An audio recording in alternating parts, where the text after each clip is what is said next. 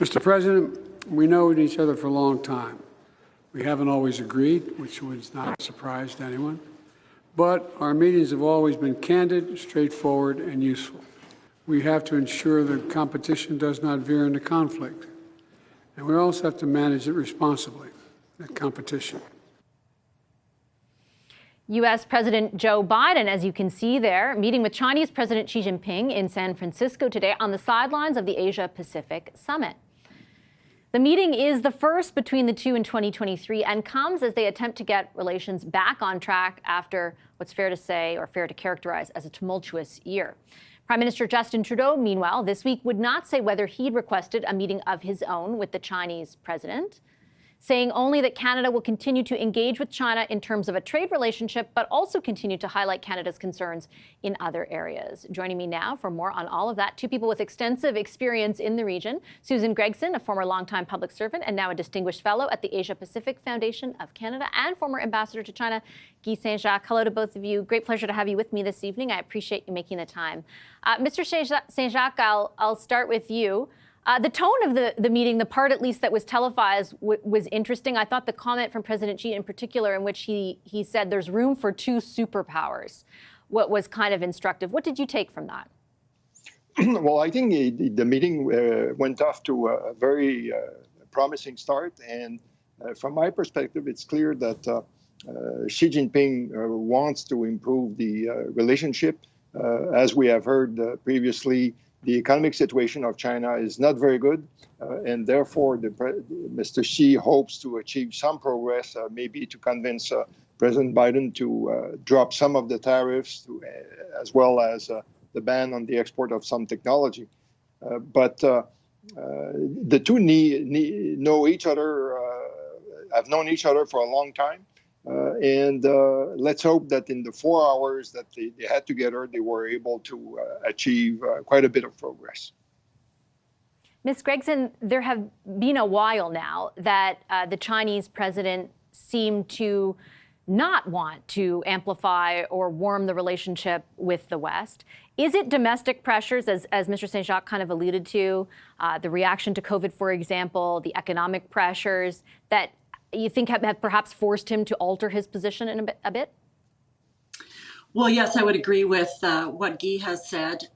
And indeed, the President Xi Jinping will realize that the superpowers need to move forward in a constructive relationship, understanding that there are areas that they will never agree upon. Let me just follow up with you on that and ask what you think the prospect for improving that relationship is, given the irritants that have been in existence over the last year in particular, the national security concerns, really, and the degree to which that fractured the relationship between the U.S. and China. Do you think they'll be able to navigate those in a more productive fashion? Mm-hmm. Well, that is always a challenge with diplomatic relations. You have to keep in perspective the areas in which you will never agree. So there are issues around foreign interference, just as we've seen in Canada.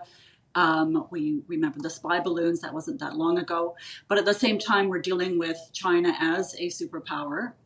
There is no solution to many of the issues around the global commons without China at the table.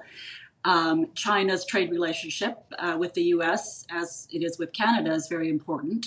And so it's important for those leaders to try to get things back on a more even keel.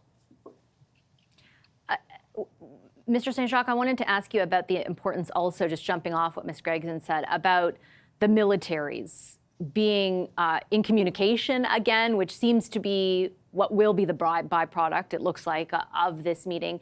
And the importance of that. Why does it matter that the U.S. military and the Chinese military are not existing in silos? Well, we have seen in the last year a number of incidents happening in the South China Sea and the East China Sea.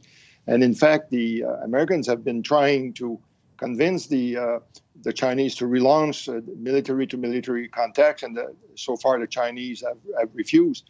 And I think it's very important to develop code of conduct between the two militaries so that they know how to respond, how to behave if they meet one another. The other important question related to this, of course, is Taiwan. Xi Jinping will want to get reassurances from President Biden that he will continue to oppose independence, although in the past the president has says that it does not support independence. It's a small but important nuance as saying that he opposed independence. And so let's hope that there will be an announcement that those contacts will resume between the military. And also, I hope that there will be an agreement to discuss nuclear proliferation, because China has embarked on a program to expand the number of nuclear warheads, and this could be troublesome down in the future. Ms. Gregson, I want to switch gears kind of slightly, if I could, and ask you from your perspective where Canada fits in all of this. Our audience is well familiar with the irritants in our own relationship over the last number of years with China, including the detention of 2 Canadians, Michael Kovrig and Michael Spavor. And then, of course, those allegations that you referenced of foreign interference that kind of dominated headlines over the last year. Do you anticipate that the federal government's posture will sort of warm in the same way that Joe Biden's administration's posture has warmed toward China, or is it a different relationship altogether? Well, Prime Minister Trudeau is on record as recently as September as saying that it's premature for a rapprochement in the relationship. He may feel that things are still too charged to have more in-depth conversations. But at the same time, he'll have to take into account the fact that it's a very complex relationship. China is our second largest trading partner. And despite the problems with the relationship, the trade trade volume has actually increased over the last year. And Canada, as more than any other G7 country, is dependent on international trade. It accounts for some 67% of our GDP and 1 in 6 jobs. So it's going to be important at some point in the near future, I would say, to try to get that trade relationship back on track. Mr. Saint-Jacques, I'll give you the last word. I just have a minute. On the same note, do you agree with the assessment that the Prime Minister offers that right now might be too early for a rapprochement, but like Ms. Gregson points out, there will eventually need to be one? I think so. And I was listening to what Minister Joly said in her speech last week at the Economic Forum in Toronto, where she said that the Canadian foreign policy will become more pragmatic, and that we will have a dialogue with countries with which we have difficulty. So I gather from this that at some point there will be an effort to try to relaunch the dialogue. Of course, it will remain difficult, and we have to be cognizant of the fact that Canada is not very important for China. They need to speak with the Americans. For us, well, as long as they have good access to our agri-food or our minerals, I think they can wait for a while. But I hope also that they will understand that their image has been tarnished, and that they have also to make some concessions to relaunch this dialogue. There was a good first step when they received Minister Guilbeault last summer, but more needs to be done. Okay, I'll leave it on that note. I appreciate both of you sharing your time and analysis with us this evening. Susan Gregson, a distinguished fellow at the Asia Pacific Foundation and former ambassador to China, Guy Saint-Jacques. Thank you.